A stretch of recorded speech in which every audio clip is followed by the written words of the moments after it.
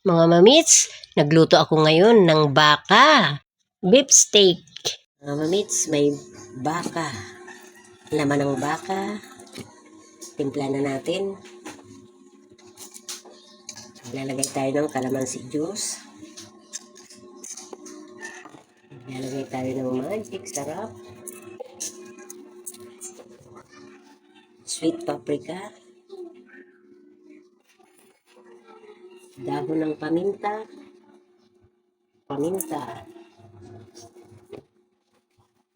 Lagay na tayo ng toyo. Halo-haluin na natin. Prituin na natin yung binabad natin na baka.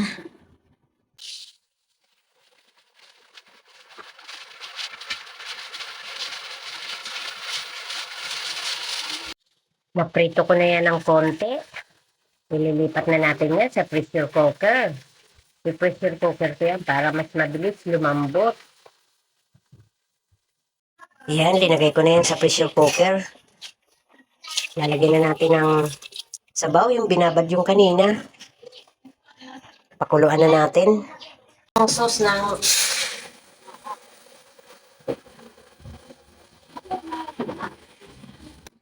Lagyan na tayo ng toyo. Magic. Paminta. Calamansi juice. Magdadagdag tayo. Lagay tayo ng asukal, pantimpla. Balance. Lagay na natin yung beef na pressure cooker natin para malambot na. Naghalo ako ng kamote na prinito. Yung gusto lang naman yan, ha?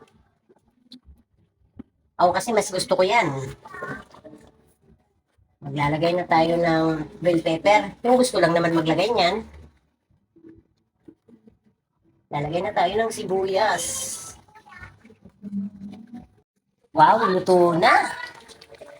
Sali na tayo sa lalagyan para kumain na. Tignan ko muna. Ang sarap.